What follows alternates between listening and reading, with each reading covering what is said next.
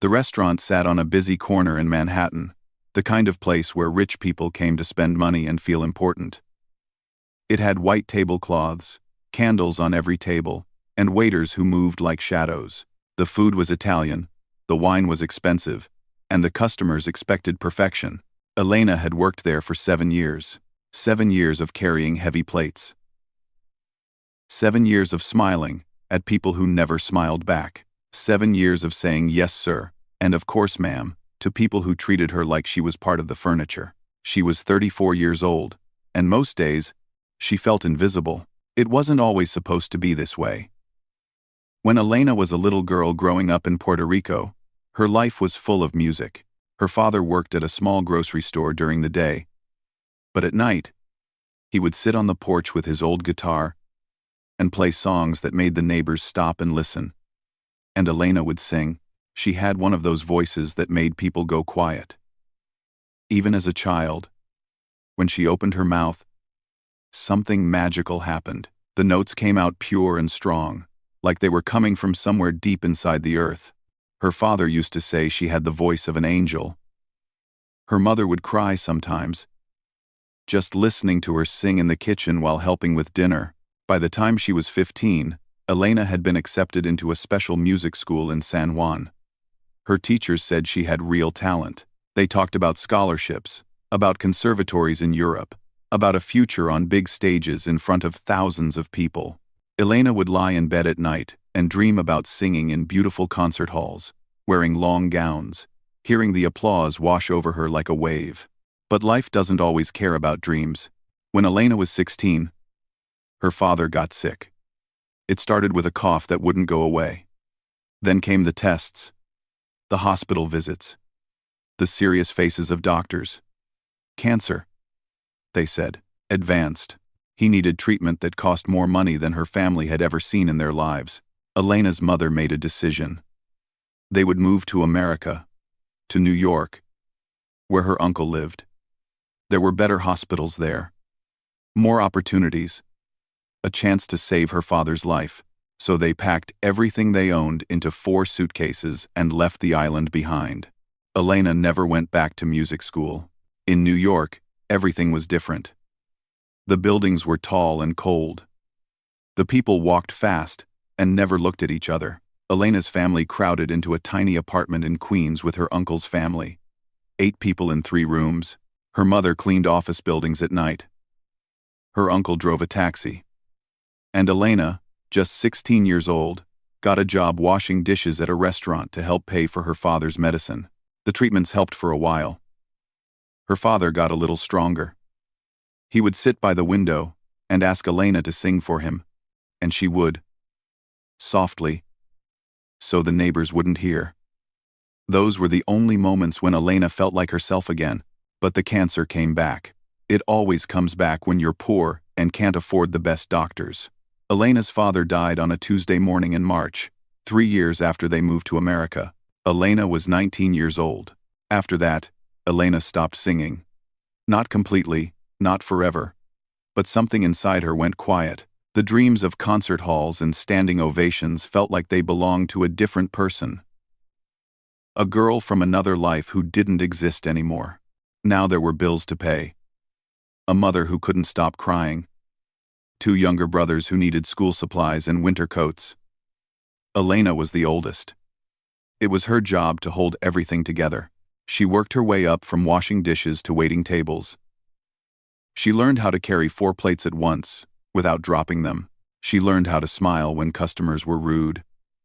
How to apologize for things that weren't her fault. How to disappear into the background and make rich people feel comfortable.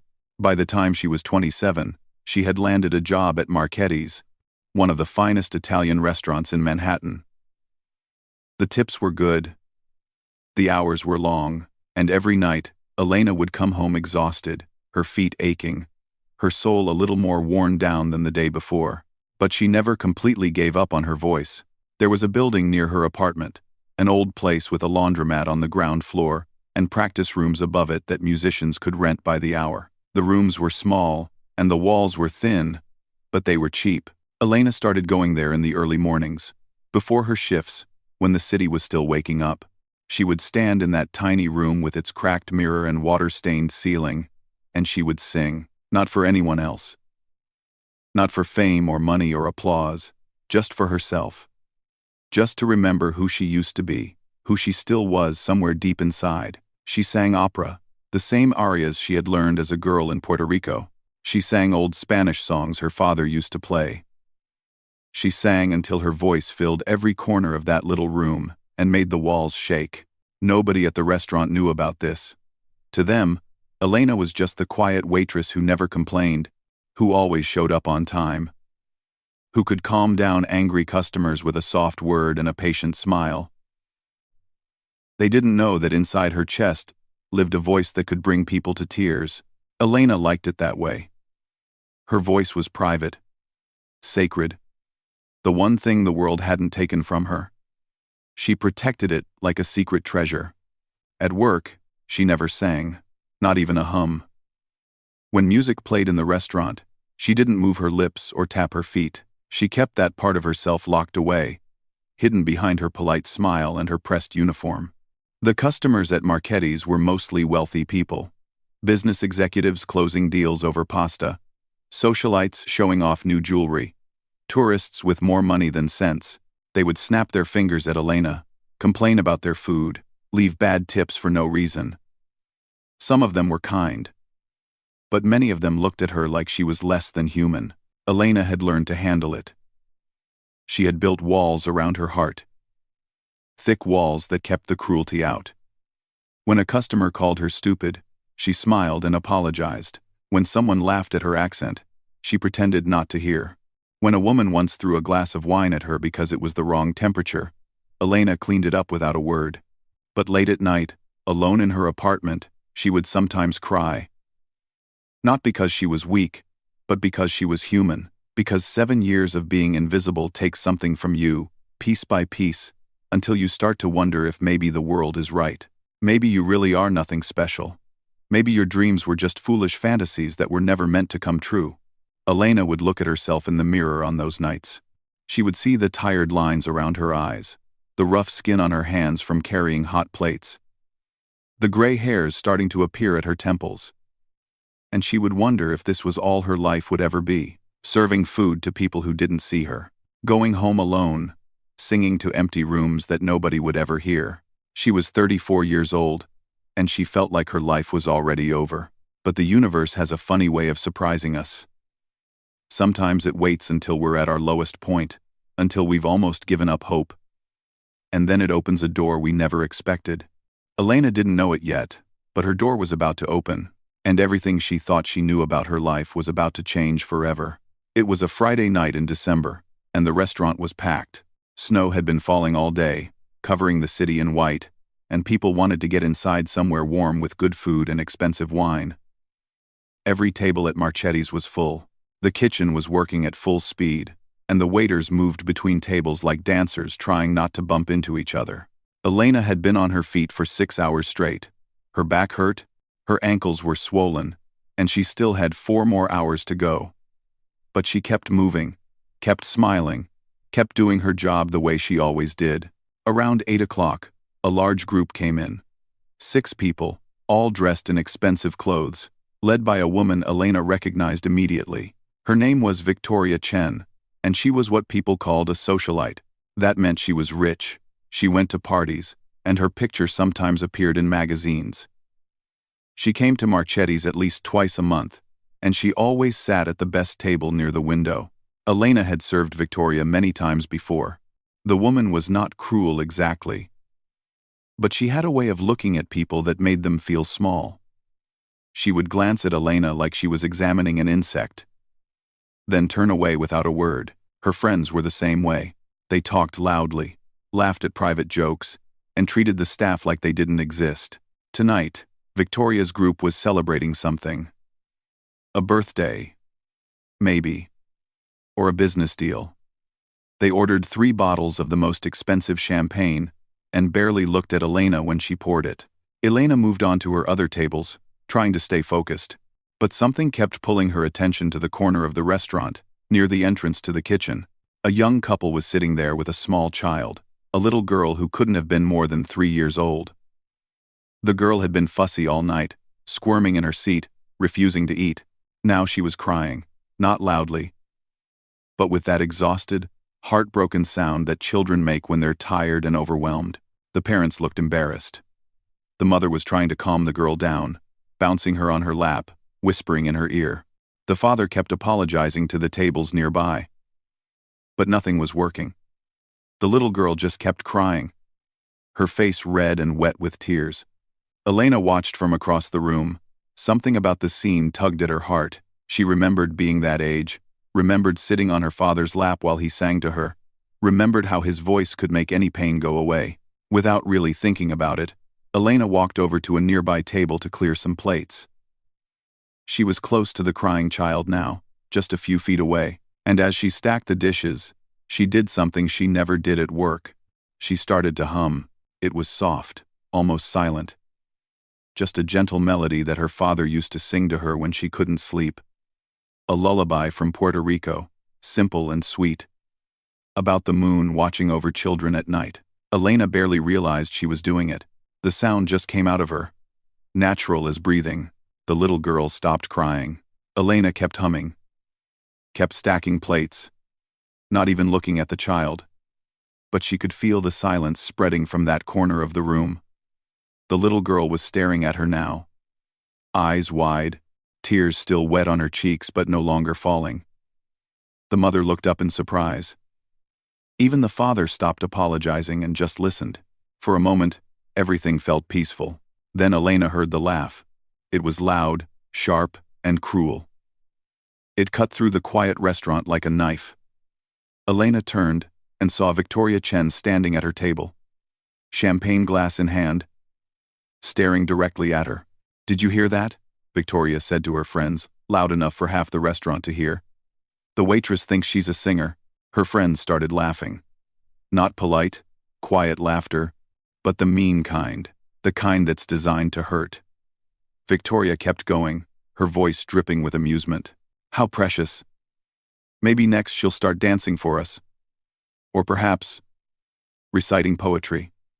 She turned to look at Elena directly, a cold smile on her face. "Sweetheart, you should stick to refilling water glasses. Leave the performing to people with actual talent." More laughter. Elena felt her face burning. Her hands started to shake, and she nearly dropped the plates she was holding. Everyone in the restaurant was looking at her now. Some people seemed uncomfortable, but nobody said anything. Nobody stood up for her. The mother of the little girl looked like she wanted to speak, but her husband put a hand on her arm. They had seen what Victoria was capable of. Nobody wanted to be her next target. Elena didn't say a word. She couldn't. Her throat had closed up, and she felt like she might cry right there in front of everyone. So she did the only thing she could do. She turned and walked toward the kitchen, plates still in her hands, head down, trying to disappear. Behind her, she could hear Victoria's voice, still talking, still laughing. "Can you imagine? A waitress who thinks she can sing. What's next? The dishwasher thinks he's a concert pianist?" The kitchen door swung shut behind Elena, and suddenly she was in the bright lights and loud noise of the back of the restaurant. Cooks were shouting orders, pans were sizzling. Someone was running past with a tray of desserts. Nobody noticed her standing there, frozen, clutching the dirty plates like her life depended on them. Then she felt a hand on her shoulder. It was Roberto, the head chef. He was a big man in his 50s with kind eyes and rough hands that had been cooking for 30 years. He had started at Marchetti's as a dishwasher when he first came from Italy. And now he ran the whole kitchen. He was the closest thing Elena had to a friend at work. "I heard," he said simply. He led her to the back of the kitchen, past the walk-in freezer, to a small storage room where they kept extra supplies. It was quiet there, away from the chaos. Elena set down the plates and leaned against a shelf full of olive oil cans, and then she broke. The tears came all at once, hot and fast, running down her cheeks. She tried to be quiet, tried to swallow the sobs, but they came anyway. 7 years of silence, 7 years of swallowing her pride, 7 years of letting people treat her like nothing. It all came pouring out in that tiny storage room. Roberto didn't say anything at first. He just stood there, solid and patient, letting her cry. When the sobs finally slowed down, he handed her a clean kitchen towel to wipe her face. "That woman," he said, his Italian accent thick with anger. "She is nothing. Empty inside. People like her. They only feel big when they make others feel small. It says everything about her, and nothing about you." Elena shook her head. "You don't understand. She's right. I'm just a waitress. I was stupid to think I could be anything else. Stupid to even hum. To let anyone hear me. I should know my place by now." Roberto's face changed.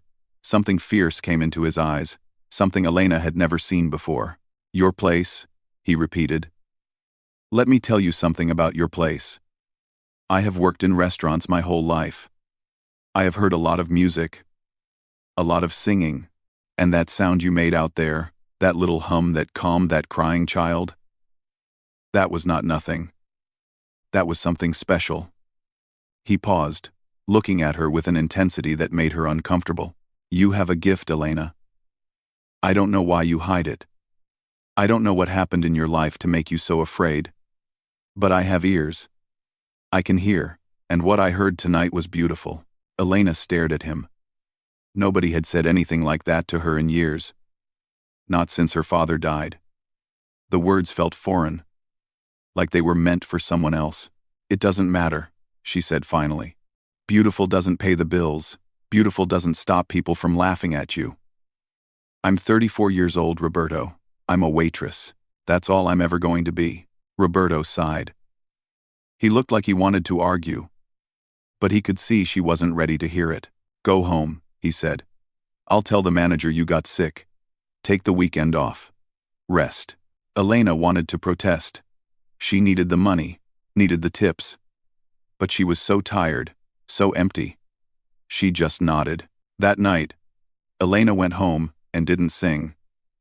Not in the morning, not in the evening, not in the shower.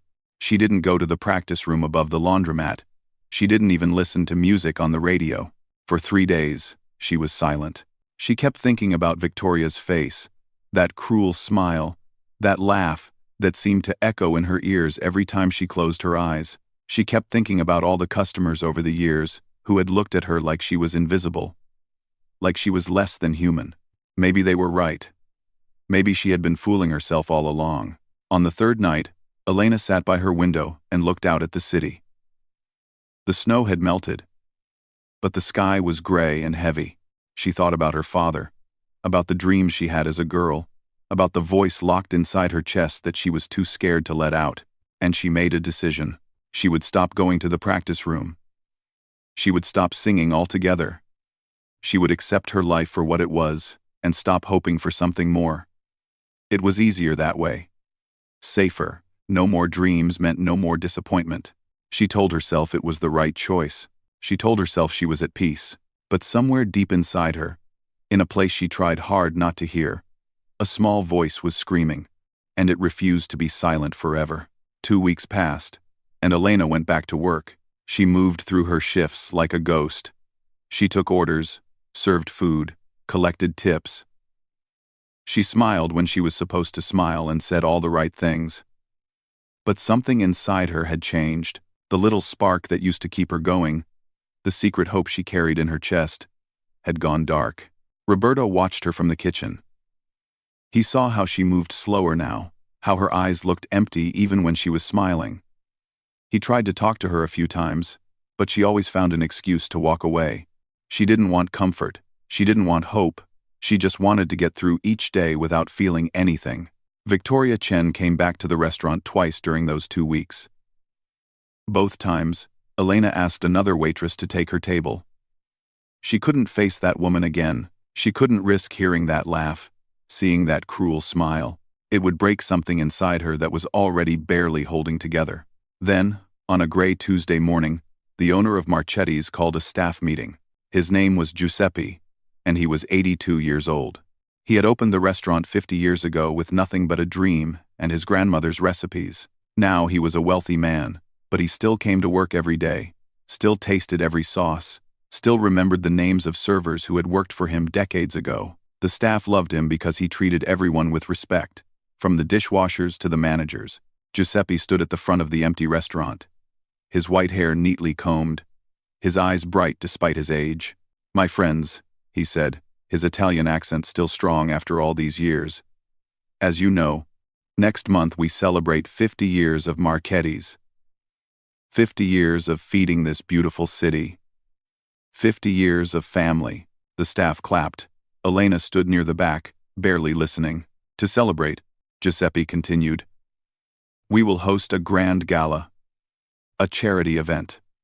All the money we raise will go to help families in need. We will have music, dancing, wonderful food, and we will show New York what Marchetti's is all about." More clapping, some excited whispers.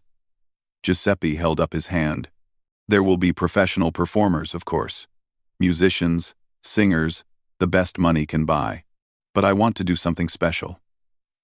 During the intermission, we will have what I call an open moment. A chance for anyone to perform. Anyone at all. Staff, guests, whoever wants to share their talent." A few people laughed nervously. Someone joked about the dishwasher doing magic tricks. Giuseppe smiled. "I am serious.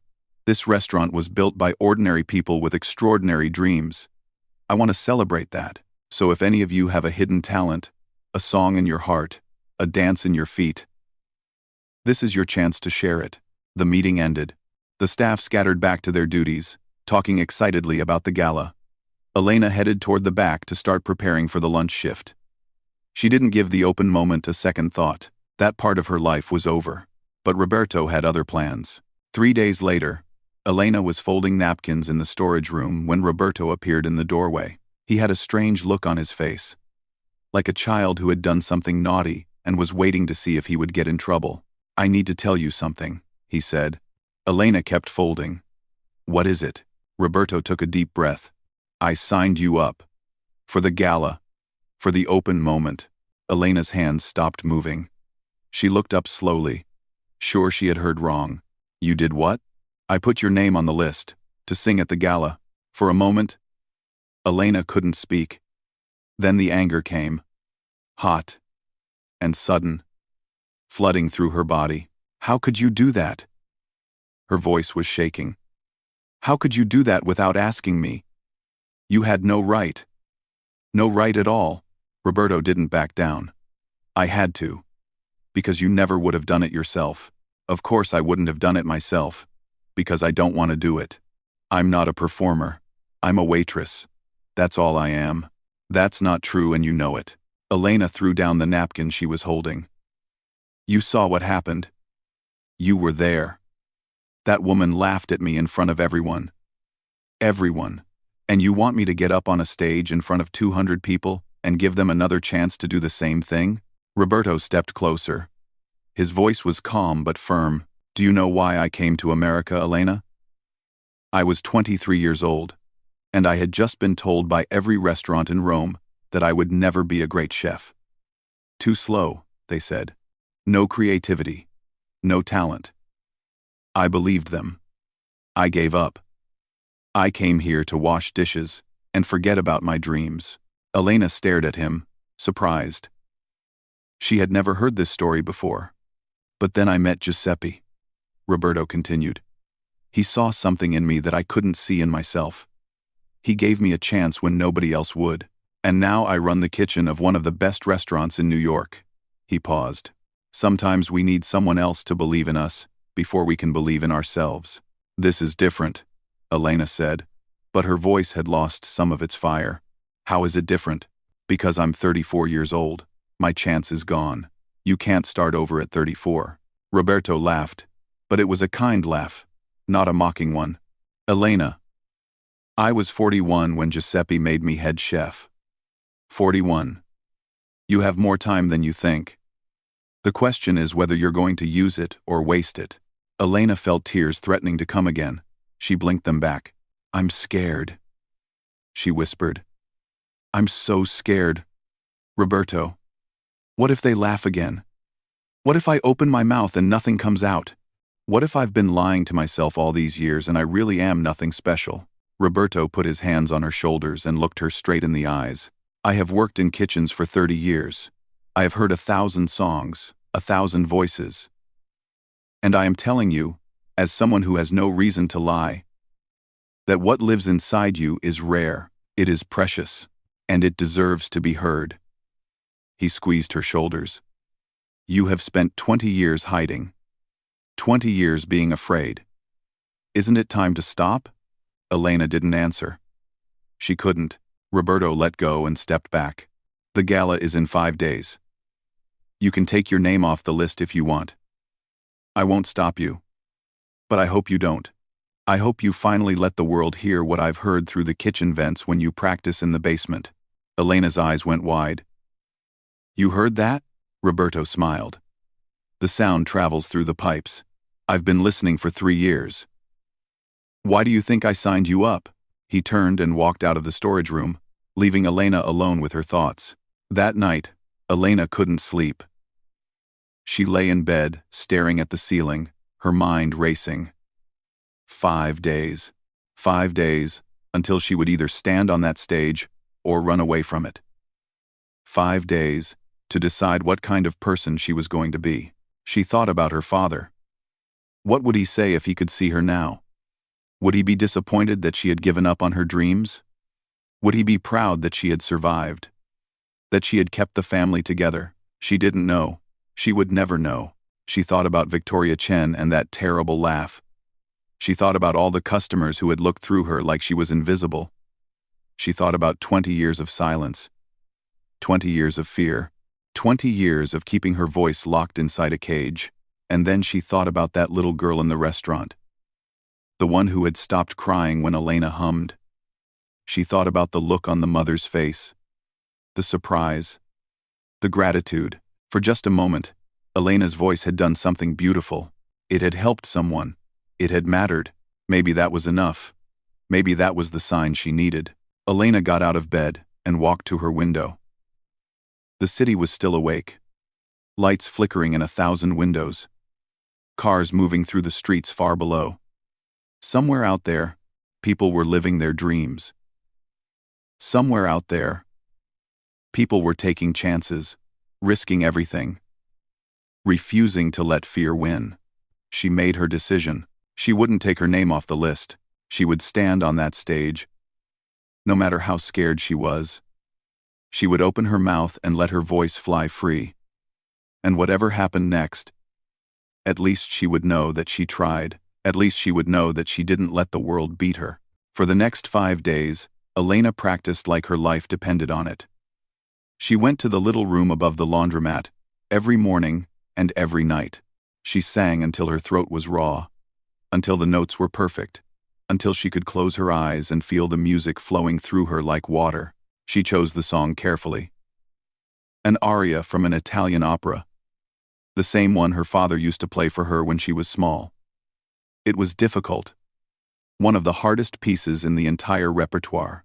But if she was going to do this, she was going to do it right. No holding back, no playing it safe. The night before the gala, Elena stood in front of her mirror and looked at herself. She saw a tired woman with rough hands and gray in her hair. She saw a waitress who had spent her whole adult life serving other people.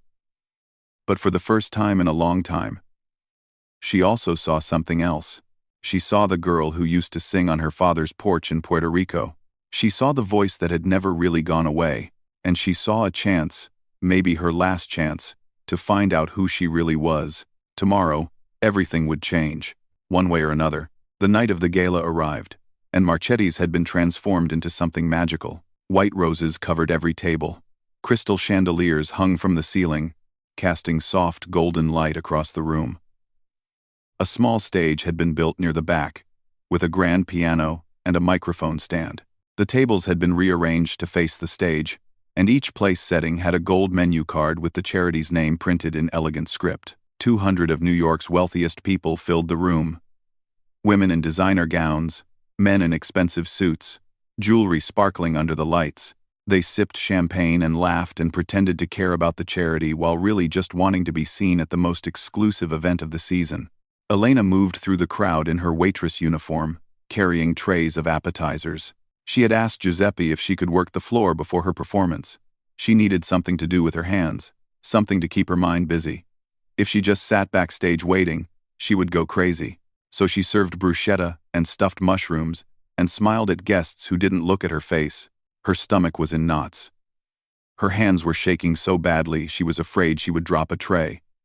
Every few minutes, she would glance at the stage and feel her heart squeeze tight in her chest. In 2 hours, she would be standing up there. In 2 hours, everyone would be looking at her. The thought made her want to run out the door and never come back. Around 8 o'clock, Elena saw something that made her blood run cold. Victoria Chen walked through the front door. She was wearing a red dress that probably cost more than Elena made in a year. Her hair was perfect, her makeup flawless, her smile bright and confident. She moved through the crowd like a queen, air-kissing friends, accepting compliments, completely at home in this world of wealth and power. Elena froze. She had known Victoria might be here. The woman never missed a society event. But seeing her in person, remembering that laugh, remembering that night, it was almost too much. Elena's legs felt weak. She wanted to hide in the kitchen and never come out. Then she felt a hand on her back. Roberto had appeared beside her, still wearing his chef's coat. "I see her too," he said quietly. "Don't let her win. Not tonight." Elena swallowed hard. "What if I can't do it? What if I get up there and freeze?" Roberto leaned closer. "Then you freeze. And then you start again. And you keep going until you finish. That's all any of us can do." He gave her a gentle push toward the kitchen. "Go. Get ready. I'll handle the floor." Elena walked to the back of the restaurant in a daze. In a small room that had been set up for performers, she changed out of her uniform and into a simple black dress she had bought at a thrift store. It wasn't fancy, but it was elegant. She looked in the mirror and barely recognized herself. The first half of the evening passed in a blur. Professional musicians played beautiful songs. A famous soprano sang 2 arias that made people cry. A jazz quartet had everyone tapping their feet. The guests ate Giuseppe's food and drank expensive wine and bid on auction items for the charity. Elena sat backstage, listening to everything through the thin walls. Her throat felt tight. Her palms were sweating. She kept going over the words of her song in her head, terrified that she would forget them the moment she stepped on stage. Then the host announced intermission. And now, his voice rang out through the speakers. "We have a very special treat. As many of you know, Giuseppe wanted tonight to celebrate not just Marchetti's, but the dreams of ordinary people. So we have a surprise performance from someone you might not expect. Please welcome, from our very own staff, Elena Vasquez." Silence. Elena stood up. Her legs were shaking so badly she wasn't sure she could walk. But she put one foot in front of the other, pushed through the curtain, and stepped onto the stage. The lights were blinding. She couldn't see individual faces, just a sea of shadows and glittering jewelry. But she could feel them looking at her, 200 pairs of eyes, waiting to see what the waitress would do. She heard whispers. She heard a few confused laughs.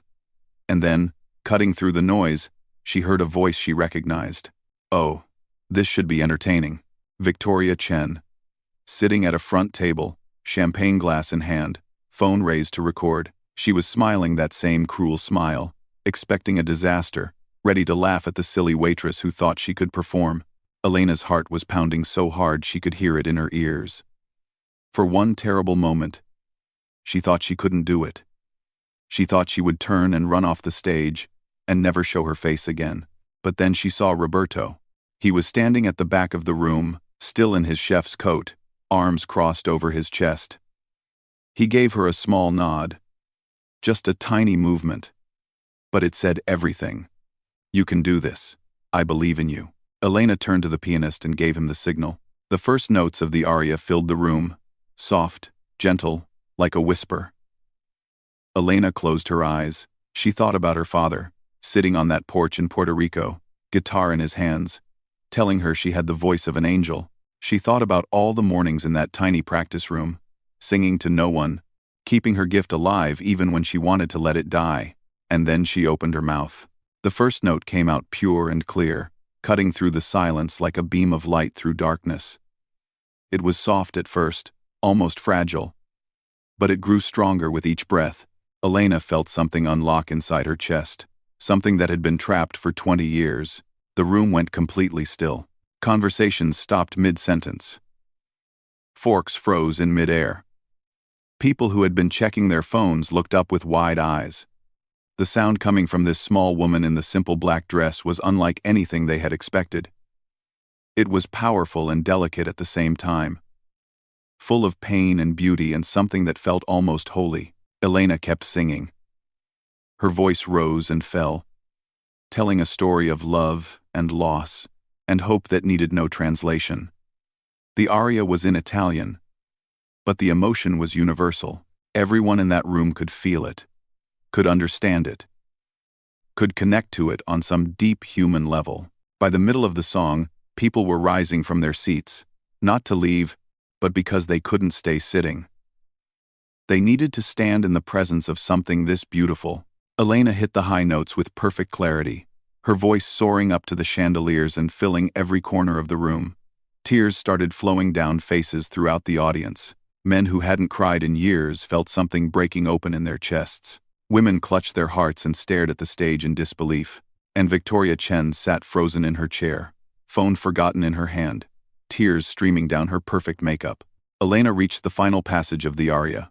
This was the hardest part. The part she had practiced 1,000 times. She gathered everything she had, every ounce of strength, every year of pain, every moment of hope, and she released it. The final note rang out across the room, high and clear and impossibly beautiful. It hung in the air for what felt like forever. A single, perfect sound that seemed to stop time itself. Then silence. Complete, absolute silence. Not a cough, not a whisper, not a single sound. 200 people holding their breath, not wanting to break the spell. 1 heartbeat. 2. And then the room exploded. The applause was like thunder.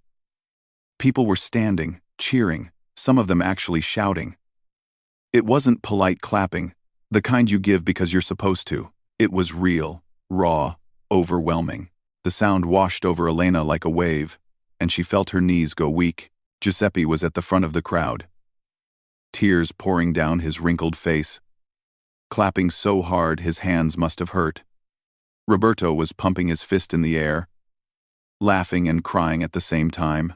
Even the professional musicians who had performed earlier were on their feet, nodding with respect. The standing ovation lasted 4 full minutes. Every time it started to fade, someone would cheer again, and it would build back up. Elena stood on the stage, overwhelmed, not knowing what to do with her hands, tears running down her own cheeks.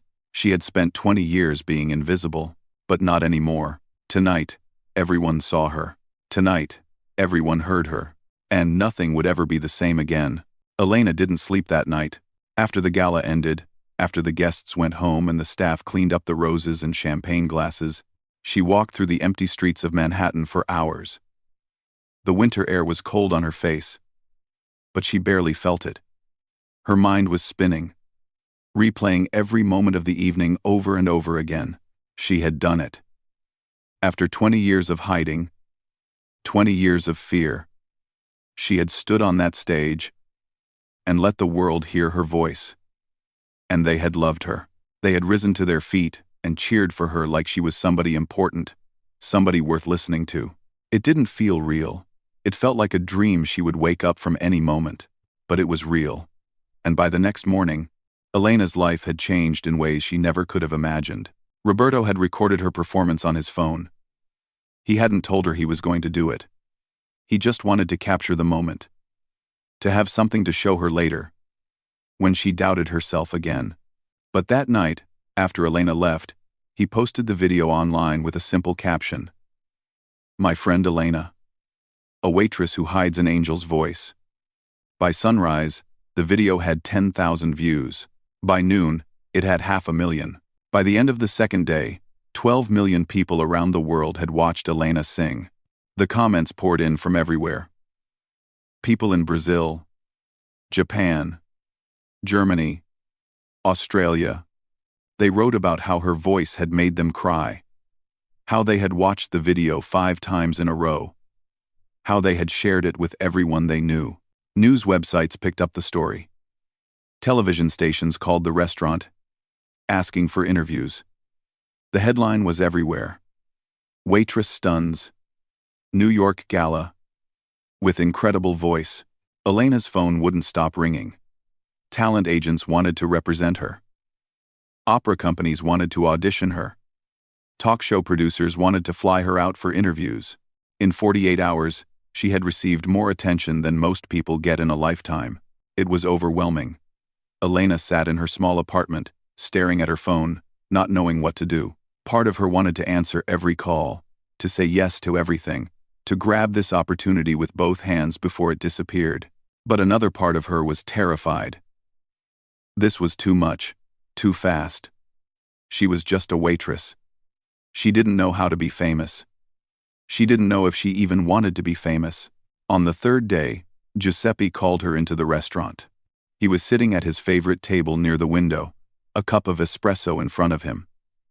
He looked older than usual, but his eyes were bright and warm. He gestured for Elena to sit across from him. "I have been watching the news," he said. "Everyone is talking about my waitress who can sing like an angel." Elena smiled, but it was a tired smile.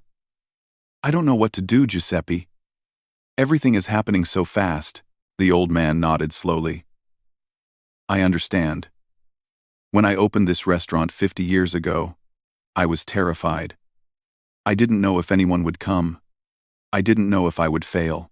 But I did it anyway, because I knew that the only thing worse than failing was never trying at all." He reached across the table and took her hand. "You have a gift, Elena. A rare and beautiful gift. The world has seen it now. You cannot put it back in the box. So the question is not whether your life will change. It will. The question is how you will let it change." Elena felt tears forming in her eyes. "What if I'm not good enough? What if this was just luck, just one good night, and I can never do it again?" Giuseppe laughed softly. "My dear, luck does not make a voice like yours. That comes from something deeper, from the soul. You have been good enough your whole life. You just didn't believe it until now." Over the next few weeks, Elena made careful decisions about her future. She didn't say yes to everything. She turned down the flashy offers, the reality shows, the people who wanted to make her famous fast. Instead, she found a small opera company that was looking for new talent. They offered her a position, not as a star, but as a member of the ensemble, with the chance to grow and learn and prove herself over time. It wasn't the biggest opportunity, but it was the right one. She also made another decision, one that surprised everyone. She asked to keep working at Marchetti's, one night a week. "These people are my family," she explained to Giuseppe. "Roberto, the kitchen staff, even the customers who come in every week. They believed in me when I didn't believe in myself. I won't forget that. I won't leave them behind, just because my life is different now." Giuseppe cried when she told him. He hugged her tight and said she would always have a place at his restaurant, no matter how famous she became. On Elena's last full shift at Marchetti's, something unexpected happened. She was clearing a table near the back when she heard her name. She turned around and saw Victoria Chen standing a few feet away. Elena's body went tense. Even after everything that had happened, some part of her still felt afraid of this woman. The memory of that laugh, that humiliation, was still fresh in her mind. But Victoria looked different tonight. She wasn't smiling her usual confident smile. Her eyes were red, like she had been crying recently. Her hands were fidgeting with the strap of her purse. "Can I talk to you?" Victoria asked. Her voice was quiet, almost shy. "Just for a minute. Please." Elena hesitated, then nodded. They stepped into a quiet corner near the coat room. Victoria took a deep breath. I've watched your video. I've watched it probably 100 times. And every time I watch it, I think about that night when I laughed at you, when I made fun of you in front of everyone." She paused, her voice shaking. "I am so sorry, Elena. I was cruel. I was horrible. And I don't even have a good excuse. I was empty inside. And I made myself feel better by making other people feel small." Elena didn't say anything. She just listened. "When you sang at the gala," Victoria continued, "something happened to me. I felt something I haven't felt in years. Your voice. It broke through all the walls I had built around my heart. It made me feel human again." She wiped a tear from her cheek. "I know I don't deserve your forgiveness. I just wanted you to know that I'm sorry. And that your voice changed my life too." Elena looked at this woman who had once seemed so powerful, so untouchable. Now she just looked like a person, a flawed, broken person, just like everyone else. "I forgive you," Elena said. "Not because what you did was okay. It wasn't. But because holding on to anger doesn't help either of us. And because if my voice can help people feel something real, then it did exactly what it was supposed to do." Victoria started crying harder. She reached out and squeezed Elena's hand, then turned and walked away without another word. 6 months later, Elena performed her first solo concert. It wasn't at a huge concert hall. It was at a small theater downtown, maybe 300 seats. But every seat was filled. And in the front row sat Roberto, Giuseppe, and the entire kitchen staff of Marchetti's. They had closed the restaurant for the night, the first time in 50 years, just to watch her sing. Elena walked onto the stage in a beautiful gown. A real one this time. Not from a thrift store. She looked out at the audience and felt tears threatening to fall. But these were good tears. Happy tears. She thought about her father, who had first told her she had the voice of an angel. She thought about all the years of struggle, all the mornings in that tiny practice room, all the pain she had carried in silence.